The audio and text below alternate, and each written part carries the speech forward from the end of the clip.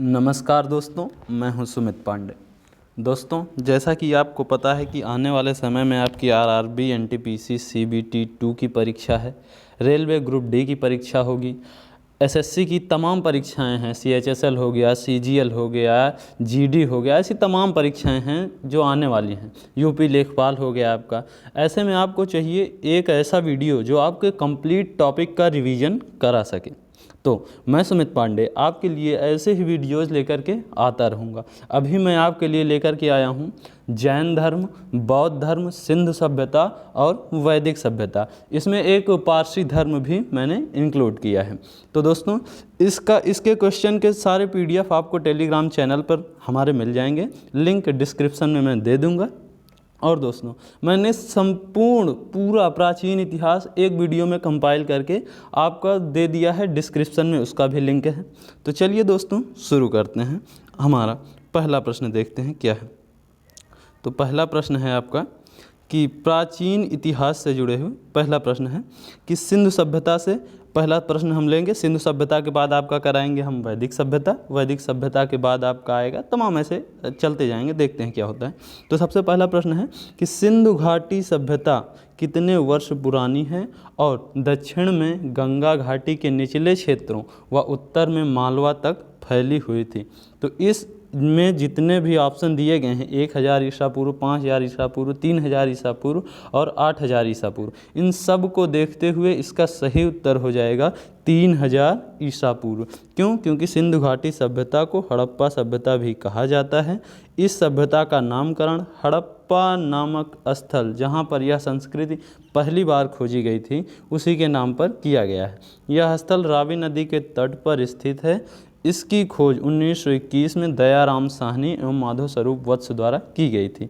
इस हड़प्पा स्थल की वर्तमान भौगोलिक स्थिति पाकिस्तान का मांटेगोमरी जिला है। देखो, इसका काल का निर्धारण कई प्रकार से किया जाता है। एनसीईआरटी इसके काल को निर्धारण मानती है कि 2600 से 1900 ईसा पूर्व तक, और रेडियो कार्बन जो कि सर्वमान्य प्राचीन सबसे ज़्यादा मानी जाने वाली यही है कि रेडियो कार्बन C14, इसी के अनुसार 2500 ईसा पूर्व से 1700 ईसा पूर्व तक सिंधु घाटी सभ्यता का समय माना जाता है। तो इसका सही उत्तर हो जाएगा कि 2500 ईसा पूर्व, लेकिन ऑप्शन के अकॉर्डिंग इसका सही उत्तर क्या होगा? 3000 ईसा पूर्व। अगला प्रश्न देखते हैं, किसका विकास, इनमें से किसका विकास 5000 BC, यहाँ पर 2500 BC होना चाहिए, 2500 BC से मालवा के दक्षिण की ओर एवं उत्तर की ओर गंगा घाटी के पूरे तलहटी क्षेत्र में हुआ था। तो इसका सही उत्तर हो जाएगा सिंधु घाटी सभ्यता का विकास। सिंधु घाटी सभ्यता का विकास 2500 BC से मालवा के दक्षिण की ओर और उत्तर में गंगा घाटी के पूरे तलहटी क्षेत्र में हुआ था। अगला प्रश्न देखते हैं, हड़प्पा सभ्यता। हड़प्पा सभ्यता 2500 BC के आसपास विकसित हुई थी। आज उन्हें हम क्या कहते हैं? आज इसको हम क्या कहते हैं? पश्चिमी भारत और पाकिस्तान। हड़प्पा को जो है वो पश्चिमी भारत और पाकिस्तान की सभ्यता के नाम से भी जाना जाता है। अगला प्रश्न देखते हैं कि क्या है। प्रश्न संख्या 4। प्रश्न संख्या 4 है कि भारत का इतिहास सिंधु घाटी सभ्यता के जन्म से शुरू होता है, जो लगभग कब अस्तित्व में आई थी? जो लगभग 2500 ईसा पूर्व में अस्तित्व में आई थी। अगला प्रश्न देखते हैं, सिंधु घाटी सभ्यता की सबसे महत्वपूर्ण विशेषता क्या थी? ये बहुत इंपॉर्टेंट क्वेश्चन हो जाता है आपके एग्जाम के पॉइंट ऑफ व्यू से। सिंधु घाटी सभ्यता की सबसे महत्वपूर्ण विशेषता, सिंधु घाटी सभ्यता की सबसे महत्वपूर्ण विशेषता हो जाती है ईंट के बने भवन। ईंट के बने भवन सिंधु घाटी सभ्यता की सबसे महत्वपूर्ण विशेषता थी, और ईंटों का अनुपात जो था वो 4:2:1 का था, यानी लंबाई 4, चौड़ाई 2 और ऊंचाई 1 के अनुपात में थी। अगला प्रश्न, सिंधु घाटी सभ्यता है, यानी सिंधु घाटी सभ्यता किस प्रकार की सभ्यता मानी जाती है? सिंधु घाटी सभ्यता कांस्य युगीन सभ्यता मानी जाती है। सिंधु घाटी सभ्यता को कांस्य युगीन सभ्यता भी कहा जाता है। इस सभ्यता में पहली बार कांसा धातु का प्रयोग किया गया था, जो तांबे और टिन का मिश्रण था। सिंधु सभ्यता के 1400 केंद्रों को खोजा जा चुका है। 925 केंद्र भारत में हैं और बाकी पाकिस्तान और अफगानिस्तान में पाए गए हैं सिंधु सभ्यता के केंद्र। अगला प्रश्न, सिंधु सभ्यता को लोग क्या बनाने के लिए तांबे और टिन को मिश्रित करते थे? तो सिंधु सभ्यता के लोग कांसा बनाने के लिए तांबे और टिन का मिश्रण किया जाता था। अगला प्रश्न देखते हैं कि निम्नलिखित में से कौन सा सिंधु घाटी सभ्यता का महत्वपूर्ण स्थान नहीं है। तो कालीबंगा महत्वपूर्ण स्थान है, हड़प्पा महत्वपूर्ण स्थान है, मोहनजोदड़ो महत्वपूर्ण स्थान है, लेकिन आजमगढ़ सिंधु घाटी सभ्यता का महत्वपूर्ण स्थान नहीं है। अगला प्रश्न देखते हैं, मोहनजोदड़ो नाम का अर्थ किस भाषा में मुर्दों का टीला होता है। किस भाषा में मोहनजोदड़ो के नाम का अर्थ हो जाता है मुर्दों का टीला। तो इसका उत्तर हो जाएगा सिंधी भाषा में। सिंधी भाषा में मोहनजोदड़ो के नाम का अर्थ है टीला। सिंधी भाषा में मोहनजोदड़ो का अर्थ मृतकों का टीला है। यह दुनिया का सबसे पुराना नियोजित और उत्कृष्ट शहर माना जाता है। यह सिंधु घाटी सभ्यता का सबसे परिपक्व शहर भी है। हड़प्पा की बात की जा रही है, मोहनजोदड़ो की बात की जा रही है। यह नगर वर्तमान में पाकिस्तान के सिंधु नदी के किनारे स्थित है। इसका उत्खनन राखालदास बनर्जी ने 1922 ईस्वी में जॉन मार्शल के निर्देशन में किया था। अगला प्रश्न देखते हैं, हड़प्पा के लोग निम्नलिखित में किस भगवान की पूजा नहीं करते थे। इस शब्द पर ध्यान दीजिएगा कि निम्न में से किसकी पूजा नहीं करते थे। तो इसका उत्तर हो जाएगा भगवान विष्णु। भगवान विष्णु की पूजा सिंधु सभ्यता, हड़प्पा सभ्यता के लोग नहीं करते थे। मोहनजोदड़ो की एक मुहर पर स्वास्तिक चिन्ह तथा एक त्रिमुखी पुरुष को सिंहासन पर योग मुद्रा में बैठा दिखाया गया है, जिसे शिव का आदि रूप माना जाता है। इसके दाएं तरफ हाथी एवं बाघ तथा बाएं तरफ गैंडा एवं भैंसे का अंकन है। हड़प्पा सभ्यता के लोग धरती को उर्वरता की देवी मानकर इसकी पूजा करते थे। पशु, पक्षी, जल, वृक्ष, सर्प, अग्नि आदि की भी पूजा हड़प्पा में होती थी, लेकिन हड़प्पा में भगवान विष्णु की पूजा नहीं होती थी। अगला प्रश्न है, सिंधु घाटी सभ्यता के लोग किसकी पूजा करते थे। इनमें से किसकी पूजा करते थे। तो भगवान हनुमान की पूजा नहीं करते थे, भगवान अयप्पा की पूजा नहीं करते थे, माँ काली की पूजा नहीं करते थे, लेकिन पशुपति की पूजा सिंधु सभ्यता के लोग करते थे। अगला प्रश्न, धौलावीरा एक पुरातात्विक स्थान किस समयावधि से जुड़ा हुआ है। धौलावीरा एक पुरातात्विक स्थान है जो किस समयावधि से जुड़ा हुआ है। गुप्त अवधि से गलत है, मगध अवधि से गलत है, चालुक्य अवधि से गलत है, लेकिन सिंधु घाटी सभ्यता से धौलावीरा एक जुड़ा हुआ है। धौलावीरा गुजरात के कच्छ जिले में मनहर और मानसेहरा नदियों के बीच खादीर द्वीप पर स्थित सैंधव सभ्यता का एक नगर था। इसकी खोज 1967-68 में जेपी जोशी ने तथा उत्खनन 1990-91 में डॉक्टर आर.एस. बिष्ट के निर्देशन में हुआ था। अगला प्रश्न देखते हैं, प्रश्न संख्या 13। प्रश्न संख्या 13 देखते हैं कि क्या है। प्रश्न संख्या 13 है, अभी आपका यहाँ से ख़त्म हो जाता है सिंधु सभ्यता, अब यहाँ से शुरू होगा वैदिक सभ्यता। जैसा कि मैंने आपको पहले भी बताया था कि सिंधु सभ्यता के बाद आपका वैदिक सभ्यता शुरू होगी। तो वैदिक सभ्यता का सबसे पहला प्रश्न देखते हैं, सबसे पुराना वेद कौन सा है। सबसे पुराना वेद कौन सा है। तो इसका उत्तर हो जाएगा ऋग्वेद। ऋग्वेद सभी वेदों में सबसे पुराना है। इस वेद में 10 मंडल, 1028 सूक्त एवं 10,462 ऋचाएँ हैं और वे इस वेद को पढ़ने वाले को होत्र कहते हैं। ये इंपॉर्टेंट हो जाता है कि ऋग्वेद के पढ़ने वाले को क्या कहते हैं। ऋग्वेद के पढ़ने वाले को होत्र कहा जाता है।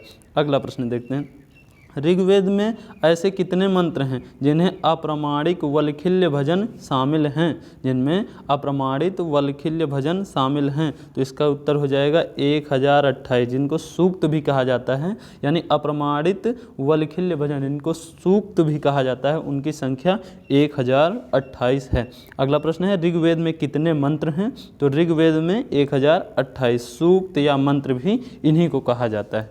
तो ऋग्वेद में 1028 मंत्र हैं या 1028 सूक्त हैं। अगला प्रश्न, निम्नलिखित में से कौन सा वेद जादुई अनुष्ठानों के वशीकरण के बारे में बताता है। निम्नलिखित में से कौन सा वेद जादुई अनुष्ठानों और वशीकरण के बारे में बताता है। तो अथर्ववेद। अथर्ववेद, इसमें जादू, टोना, वशीकरण आदि का उल्लेख किया गया है। तो अथर्ववेद को ब्रह्मवेद भी कहा जाता है। अथर्वा ऋषि के नाम पर इस वेद का नाम अथर्ववेद पड़ा। इसमें 20 अध्याय हैं। इसमें वशीकरण, जादू टोना, भूत प्रेत व औषधियों से संबंधित मंत्रों का वर्णन है। अगला प्रश्न देखते हैं, निम्नलिखित में से कौन से वेद में संगीत का वर्णन है? तो सामवेद, इसका उत्तर हो जाएगा क्या? सामवेद। सामवेद में संगीत का वर्णन किया गया है। सामवेद में गाई जा सकने वाली ऋचाओं का संग्रह है। इसी वेद को भारतीय संगीत का जनक भी कहा जाता है, जबकि सामवेद के पढ़ने वाले व्यक्ति को उद्गाता कहते हैं। सामवेद के पढ़ने वाले व्यक्ति को क्या कहते हैं? उद्गाता कहते हैं। अगला प्रश्न, यजुर्वेद में यजुर का अर्थ क्या है? यजुर्वेद में यजुर का अर्थ हो जाता है बलिदान। यजुर्वेद में यजुर का अर्थ क्या हो जाएगा? बलिदान। यजुर्वेद में यजुर का अर्थ है बलिदान। यजुर्वेद हिंदू धर्म का एक महत्वपूर्ण श्रुति धर्म ग्रंथ है। इसमें यज्ञ एवं बलि की प्रक्रिया के बारे में बताया गया है। यह हिंदू धर्म के 4 प्रमुख ग्रंथों में से एक है। तो यजुर्वेद में यजुर का अर्थ होता है बलिदान।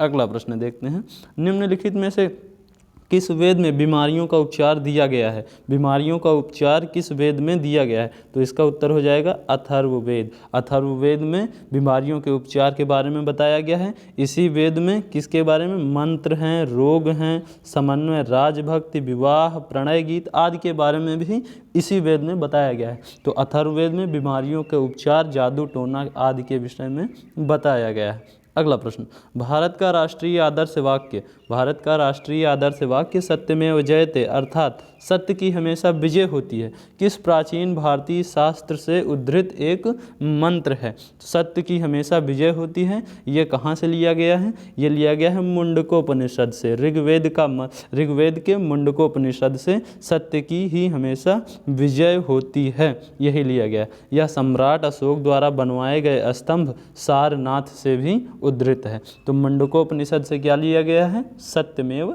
जयते। अगला प्रश्न, निम्नलिखित में से किस उपनिषद में वसुधैव कुटुंबकम शब्द का उल्लेख किया गया है? निम्नलिखित में से किस उपनिषद में वसुधैव कुटुंबकम शब्द का उल्लेख किया गया है? इसका उत्तर हो जाएगा महाउपनिषद। महाउपनिषद में वसुधैव कुटुंबकम शब्द का उल्लेख किया गया है, जिसका वसुधैव कुटुंबकम का अर्थ होता है धरती ही परिवार है। अगला प्रश्न, उपनिषदों में से कितने उपनिषद मुख्य माने जाते हैं? यानी कुल कितने उपनिषदों में से कितने उपनिषद मुख्य माने जाते हैं? तो इसका उत्तर हो जाएगा 108 और 11, यानी कुल उपनिषदों की संख्या 108 है, जिसमें से 11 ही प्रमुख माने जाते हैं।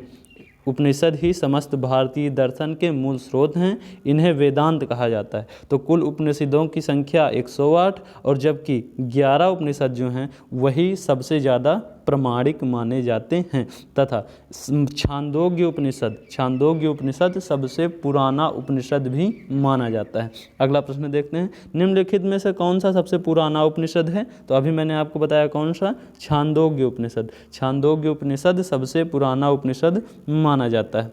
अगला प्रश्न, प्रारंभिक भारतीय दार्शनिक के अनुसार प्रत्येक वस्तु कितने मूल तत्वों से बनी हुई है? ये आपका मार्क कर लीजिएगा। ये प्रश्न आपके कई बार पूछा गया है कि भारतीय दार्शनिक के अनुसार प्रत्येक वस्तु कितने मूल तत्वों से बनी हुई है? तो इसका उत्तर हो जाता है 5 मूल तत्व, जिन्हें पंचभूत तत्व कहा जाता है। भारतीय दर्शन में सभी पदार्थों के मूल माने गए हैं। ये पंचभूत तत्व कौन कौन से हैं? आकाश, वायु, अग्नि, जल और पृथ्वी। यही जो हैं इन्हीं से पूरे सृष्टि की रचना हुई है। आकाश, वायु, जल और पृथ्वी से ही संपूर्ण सृष्टि की रचना हुई है। अगला प्रश्न देखते हैं, प्रश्न संख्या 25। प्रश्न संख्या 25 आपका देखते हैं कि क्या हो जाता है। कंठोपनिषद में नचिकेता नामक एक किशोर और देवता के बीच हुई बातचीत दर्ज है। निम्नलिखित में से कौन सा देवता नचिकेता से बात कर रहा है? कंठोपनिषद में किसके किसके बीच? यम और नचिकेता के बीच में बात है, आपको पता होगा। तो इसका उत्तर हो जाएगा भगवान यम। भगवान यम किसके साथ बात कर रहे हैं? नचिकेता के साथ। कंठोपनिषद में नचिकेता एवं देवता यम के मध्य हुई बातचीत दर्ज है और इस उपनिषद को कठ नामक आचार्य हैं, यानी इस उपनिषद के रचयिता कौन हैं? कठ नामक एक आचार्य हैं। तो कंठोपनिषद में किसके किसके बीच वार्ता हुई है? भगवान यम और नचिकेता के बीच। इसके रचयिता कौन हैं? कठ नामक एक आचार्य जी हैं। अगला प्रश्न शुरू होता है आपका महाजनपद काल से। आपका अभी तक खत्म हुआ सिंधु सभ्यता, फिर उसके बाद वैदिक सभ्यता, अब पढ़ते हैं महाजनपद काल।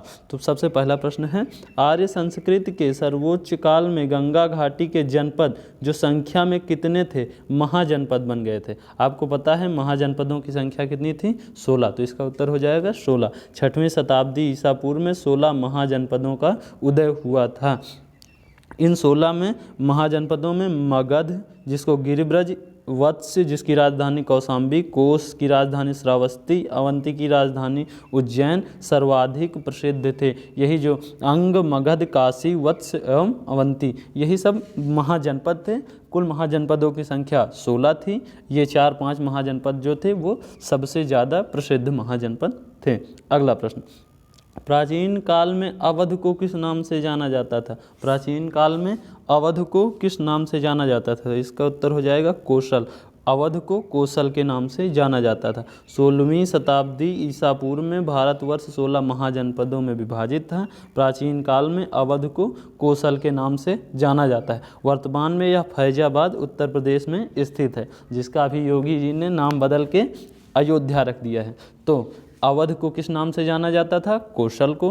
और कोशल में यह क्षेत्र कहाँ पर है? वर्तमान में यह क्षेत्र कहाँ पर है? अयोध्या, यानी भगवान राम के जन्मस्थली वाले क्षेत्र को अवध कहा जाता है। अगला प्रश्न शुरू होता है आपका यहाँ से जैन धर्म। जैन धर्म का पहला प्रश्न देखते हैं। पार्श्वनाथ जो एक क्षत्रिय और बनारस के राजा अश्वसेन का पुत्र था, वह किस नंबर का तीर्थंकर बना? वह कौन सा तीर्थंकर बने? पार्श्वनाथ जो कि एक क्षत्रिय और बनारस के राजा के पुत्र थे, कौन से तीर्थंकर बने? तो वो 23वें तीर्थंकर थे। पार्श्वनाथ 23वें तीर्थंकर थे और इनका प्रतीक चिन्ह क्या था? सर्प का फन, यानी नाग का फन जो था इनका पार्श्वनाथ जी का प्रतीक चिन्ह था। जैन धर्म के प्रथम तीर्थंकर वृषभदेव थे, जिनका प्रतीक चिन्ह क्या था? वृषभ था। अगला प्रश्न देखते हैं कि महावीर स्वामी कितने तीर्थंकरों में अंतिम तीर्थंकर माने जाते हैं? तो वे 24वें तीर्थंकर थे। आपको पता होगा कि महावीर स्वामी 24वें एवं जैन धर्म के अंतिम तीर्थंकर थे। तो इसका उत्तर हो जाएगा श्री। आइए देख लेते हैं इसका विश्लेषण क्या है कि महावीर 24वें एवं अंतिम जैन तीर्थंकर थे। इनका जन्म 540 ईसा पूर्व में कुंडग्राम यानी वैशाली में हुआ था। जिन्हें जाम्भरिक गांव के समीप ऋजुपालिका नदी के तट पर साल वृक्ष के नीचे ज्ञान की प्राप्ति हुई थी। अगला प्रश्न, त्रिरत्न की अवधारणा किससे संबंधित है? त्रिरत्न की अवधारणा जैन धर्म और बौद्ध धर्म दोनों से संबंधित है। आरआरबी ने देखो इसका प्रश्न कहीं निरस्त भी कहा, ये देखो लिखा है, आरआरबी द्वारा इस प्रश्न को निरस्त भी कर दिया गया है। तो त्रिरत्न की अवधारणा जैन धर्म और बौद्ध धर्म दोनों में शामिल है। इस प्रकार से दोनों उत्तर सही हो जाएगा। जैन धर्म के अनुसार त्रिरत्न क्या है? सम्यक दर्शन, सम्यक ज्ञान, सम्यक आचरण। जबकि बौद्ध धर्म के अनुसार त्रिरत्न क्या है? बुद्ध, धम्म और संघ। अगला प्रश्न देखते हैं। निम्नलिखित में से अनुसरण किए जाने वाले धर्म एवं पवित्र पुस्तिका की कौन सी जोड़ी असंगत है? असंगत जोड़ी आपको पहचानना है। इस्लाम कुरान ये सही है, सिख धर्म गुरु ग्रंथ साहिब ये भी सही है, जैन धर्म उपनिषद ये गलत है। जैन धर्म में उपनिषद तो हिंदू धर्म का है, जबकि ईसाई धर्म की बाइबल है, ये भी सही है। तो इसका उत्तर क्या हो जाएगा? ऑप्शन सी, जैन धर्म उपनिषद। जैन धर्म का साहित्य जो है वो आगम कहलाता है, ना कि उपनिषद। उपनिषद जो है वो हिंदुओं का प्राचीन धर्म ग्रंथ है। अगला प्रश्न देखते हैं कि क्या है। अगला प्रश्न आपका बौद्ध धर्म से शुरू हो जाता है कि बौद्ध धर्म से कौन कौन से प्रश्न पूछे गए थे। तो अगला प्रश्न बौद्ध धर्म से, किसका जन्म 560 ईसा पूर्व में हुआ था और 480 ईसा पूर्व में 80 वर्ष की उम्र में इनकी मृत्यु हो गई थी? एक्चुअली ये प्रश्न ही गलत था। 560 ईसा पूर्व और 480 ईसा पूर्व गलत है। इसका उत्तर होगा 560 ईसा पूर्व और 480 ईसा पूर्व गलत होकर के 563 ईसा पूर्व और 483 ईसा पूर्व होगा। किसके बारे में बात की जा रही है? महात्मा बुद्ध जी के बारे में बात की जा रही है। महात्मा बुद्ध का जन्म 563 ईसा पूर्व में लुम्बिनी तथा मृत्यु 80 वर्ष की अवस्था में 483 ईसा पूर्व में कुशीनगर में हुई थी। तो महात्मा बुद्ध का जन्म 563 ईसा पूर्व, महात्मा बुद्ध की मृत्यु 483 ईसा पूर्व। जन्म कहाँ हुआ था? लुम्बिनी में। मृत्यु कहाँ हुई थी? कुशीनगर में। अगला प्रश्न, किस वृक्ष के नीचे रानी माया देवी ने गौतम बुद्ध को जन्म दिया था? किस वृक्ष के नीचे रानी माया देवी ने गौतम बुद्ध को जन्म दिया था? तो इसका उत्तर हो जाएगा साल के वृक्ष के नीचे। गौतम बुद्ध का जन्म 563 ईसा पूर्व में कपिलवस्तु के लुम्बिनी नामक स्थान पर साल वृक्ष के नीचे हुआ था। इनके पिता शुद्धोधन शाक्य गण के मुखिया थे। गौतम बुद्ध को 6 वर्ष की कठिन तपस्या के बाद वैशाख पूर्णिमा की रात निरंजना यानी फाल्गु नदी के किनारे पीपल के वृक्ष के नीचे ज्ञान की प्राप्ति हुई थी। ज्ञान की प्राप्ति हुई थी पीपल के वृक्ष के नीचे। जन्म कहाँ हुआ था? साल के वृक्ष के नीचे। अगला प्रश्न देखते हैं, प्रश्न संख्या 34 है आपका, कि प्रश्न संख्या 34 है, बौद्ध धर्म की नींव किन महान सच्चाइयों और कितने अंगीय पथों पर आधारित है? तो बौद्ध धर्म की नींव 4 महान सच्चाइयों और 8 अंगीय पथ पर आधारित है। तो वो कौन कौन से हैं 4 महान सच्चाइयाँ? 4 महान सच्चाइयाँ हैं दुख, यानी संसार में दुख है। दूसरी सच्चाई है दुख समुदाय, अगर संसार में दुख है तो दुख का कारण भी है। अगर दुख का कारण है तो तीसरा हो जाएगा कि दुख का निवारण भी है। और अगला है कि दुख निरोध गामिनी प्रतिपदा, और अगर दुख का निवारण है तो दुख के निवारण के लिए 8 अष्टांगिक मार्ग हैं। तो 4 सत्य कौन कौन से? दुख, दुख समुदाय, दुख निरोध गामिनी प्रतिपदा। और अष्टांगिक मार्ग कौन से हैं? सम्यक दृष्टि, सम्यक संकल्प, सम्यक वाक, सम्यक कर्मांत, सम्यक आजीव, सम्यक व्यायाम, सम्यक स्मृति, सम्यक समाधि। ये हुए आपके अष्टांगिक मार्ग, 4 दुख और 8 अंगीय पथ, यानी इसका उत्तर हो जाएगा 4 और 8। अगला प्रश्न देखते हैं, निम्नलिखित में से कौन सा भगवान बुद्ध की 4 महान सच्चाइयों में से नहीं है? अभी मैंने आपको 4 सच्चाइयाँ बताई, उनमें से क्या था? संसार दुखों का घर है, ये सही है। दुख का कारण इच्छा है, ये भी सही है। लेकिन अगला जो है कि यदि इच्छाओं से छुटकारा नहीं मिलता तो दुखों का निवारण हो सकता है, ये गलत है। यदि इच्छाओं से छुटकारा नहीं मिलता तो दुखों का निवारण हो सकता है, ये बात गलत है। अगला है यह 8 फोल्ड पथ के पालन किया जा सकता है। बिल्कुल 8 फोल्ड पथ यानी अष्टांगिक मार्ग को ही 8 फोल्ड पथ कहा जाता है। तो इसका उत्तर क्या हो जाएगा? Option C. अगला प्रश्न, त्रिपिटक पवित्र धर्म ग्रंथ कौन से धर्म से संबंधित है? त्रिपिटक किससे संबंधित है? बौद्ध धर्म से। त्रिपिटक बौद्ध धर्म से संबंधित है। बौद्ध साहित्य को क्या कहा जाता है? त्रिपिटक। यह किस भाषा में रचित है? पाली भाषा में। बुद्ध की मृत्यु के बाद उनकी शिक्षाओं को संकलित कर 3 भागों विनय पिटक, सूत्र पिटक और अभिधम्म पिटक में विभाजित कर लिया गया। और पिटक का अर्थ होता है टोकरी। ये भी इंपॉर्टेंट हो जाता है कि पिटक का अर्थ क्या हो जाता है? टोकरी। कितने पिटक हैं? 3 पिटक, विनय पिटक, सूत्र पिटक, अभिधम्म पिटक। त्रिपिटक किस धर्म से संबंधित है? बौद्ध धर्म से संबंधित है। अगला प्रश्न देखते हैं, त्रिपिटक उपदेशों में सबसे पहला संग्रह है, यानी त्रिपिटक किनके उपदेशों में सबसे पहला संग्रह माना जाता है? तो इसका भी उत्तर हो जाएगा बौद्ध धर्म। त्रिपिटक बौद्ध धर्म के उपदेशों में सबसे पहला संग्रह माना जाता है। अगला प्रश्न, गौतम बुद्ध ने अपना प्रथम प्रवचन कहाँ दिया था? तो गौतम बुद्ध ने अपना प्रथम प्रवचन कहाँ दिया था? सारनाथ में। यानी गौतम बुद्ध ने अपना प्रथम उपदेश कहाँ दिया था? सारनाथ में। सारनाथ वाराणसी से 10 किलोमीटर पूर्वोत्तर में स्थित प्रमुख बौद्ध तीर्थ स्थल है। ज्ञान की प्राप्ति के बाद भगवान बुद्ध ने अपना प्रथम उपदेश यहीं दिया था, जिसे धर्मचक्र प्रवर्तन के नाम से जाना जाता है। यानी भगवान बुद्ध का जो पहला उपदेश है वो धर्मचक्र प्रवर्तन के नाम से जाना जाता है। और यह कहाँ पर दिया गया था? सारनाथ में। सारनाथ वर्तमान में कहाँ पर है? वाराणसी में। अगला प्रश्न, गौतम बुद्ध को ज्ञान की प्राप्ति कहाँ पर हुई थी? गौतम बुद्ध को ज्ञान की प्राप्ति कहाँ पर हुई थी? बोध गया। बोध मतलब यहीं पर होता है ज्ञान। और कहाँ पर? बोध गया। बिहार का एक स्थल है ये बोध गया, यहीं पर गौतम बुद्ध को ज्ञान की प्राप्ति हुई थी। गौतम बुद्ध का जन्म कपिलवस्तु के समीप लुम्बिनी में 563 ईसा पूर्व में हुआ था। और इनको ज्ञान कहाँ पर? पीपल के वृक्ष के नीचे हुआ था। वैशाख पूर्णिमा के दिन हुआ था।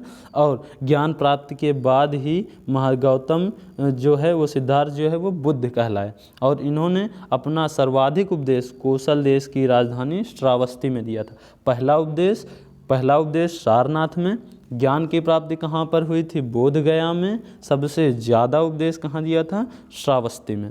अगला प्रश्न देखते हैं, बौद्ध ग्रंथों का अध्ययन करने के लिए विजयवाड़ा में कौन सा चीनी विद्वान रहा था? विजयवाड़ा में कौन सा चीनी विद्वान रहा था? जुआंगजांग बौद्ध धर्म का अध्ययन करने के लिए विजयवाड़ा जो कि आंध्र प्रदेश में है वहीं पर रहा था। अगला प्रश्न, बोध गया किस भारतीय राज्य में स्थित है? बोध गया वर्तमान में कहाँ पर है? बिहार में। बिहार में है गया।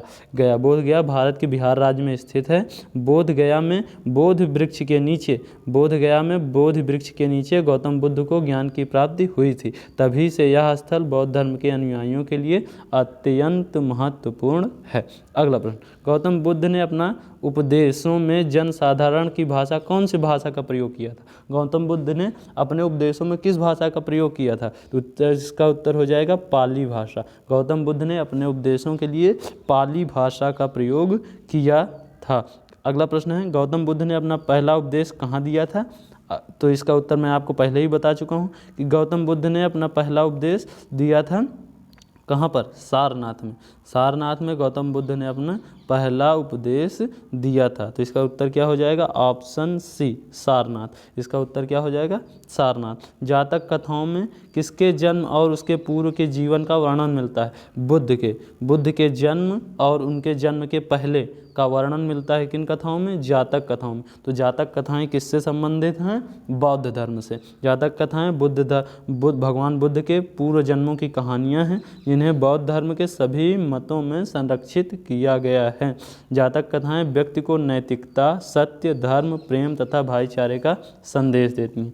अगला प्रश्न, जैन धर्म और बौद्ध धर्म के उदय में भारत में ईसा पूर्व शताब्दी में धार्मिक अशांति देखी गई है। यानी किस शताब्दी में जैन धर्म और बौद्ध धर्म के उदय में अशांति देखी गई? यानी किस शताब्दी में जैन धर्म और बौद्ध धर्म का उदय हुआ? एक्चुअली ये पूछा जाना चाहिए था। तो इसका उत्तर हो जाएगा 6वीं शताब्दी। 6वीं शताब्दी में, 6वीं ईसा पूर्व में, 6वीं शताब्दी ईसा पूर्व में, यानी ईसा के जन्म से पहले की बात की जा रही है। वो 6वीं ईसा पूर्व में क्या हुआ था?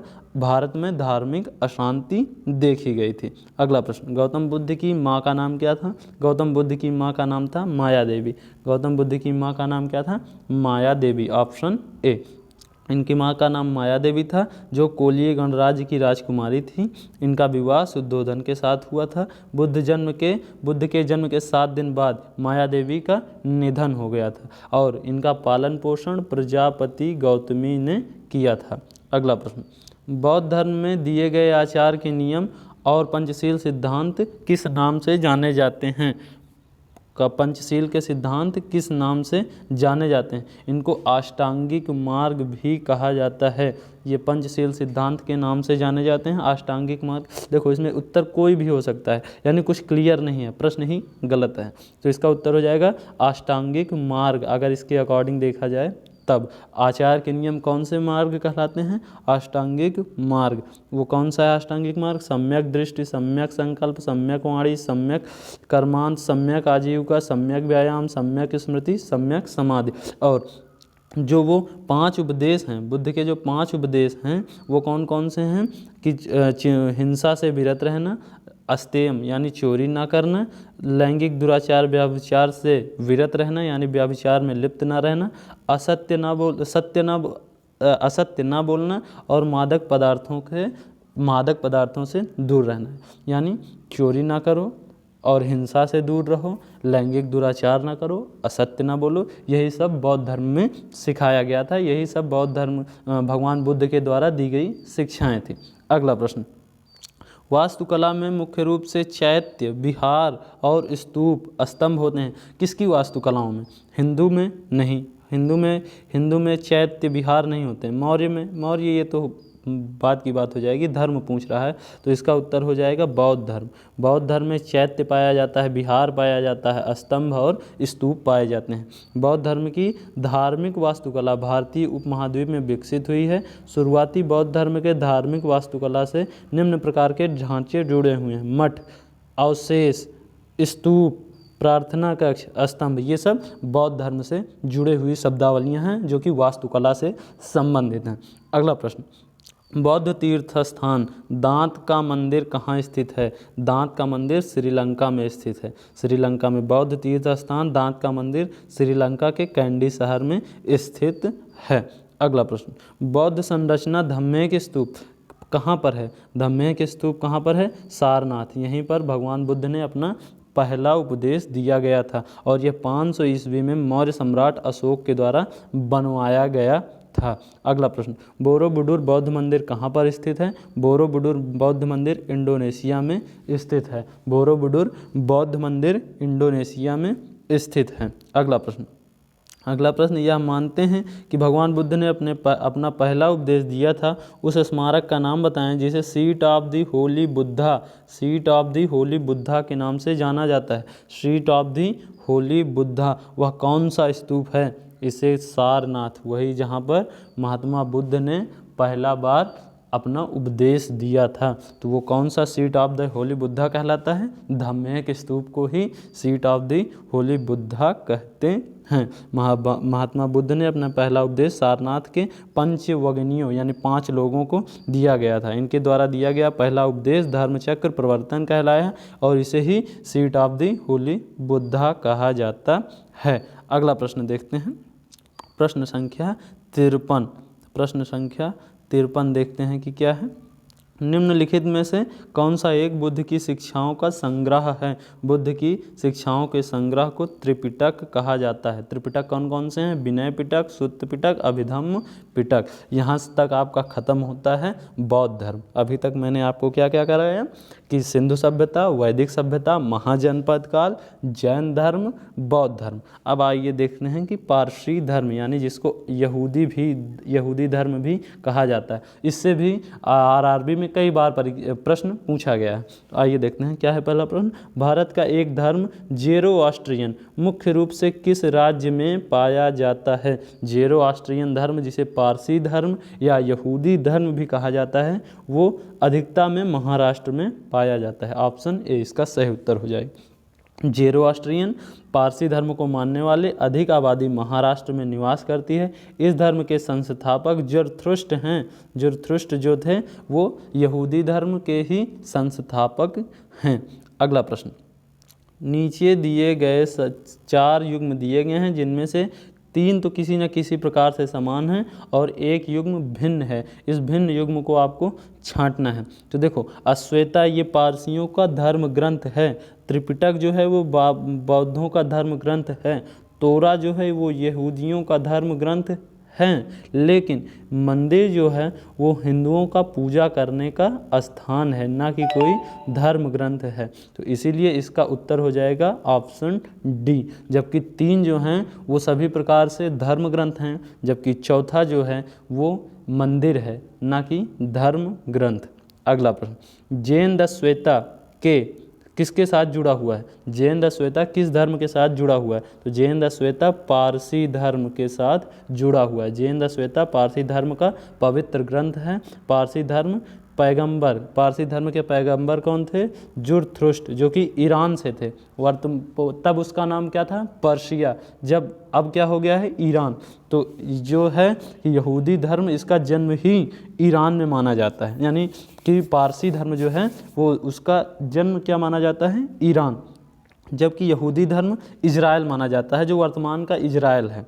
ठीक है, तो अगला प्रश्न देखते हैं, यहूदी किस धर्म का पालन करते हैं? यहूदी किस धर्म का पालन करते हैं? तो यहूदी हैं तो जाहिर सी बात है कि यहूदी धर्म का ही पालन करेंगे। यहूदी क्या है? एक अब्राहमिज्म है, एक ईश्वरवाद जिसको कहा जाता है। अब्राहमिक एक धर्म है जिसमें एक ही ईश्वर की पूजा की जाती है। लेकिन जो ये आप अपना धर्म है, हिंदू धर्म है, यानी मेरा धर्म, सॉरी, आप कोई भी धर्म से हो सकते हैं।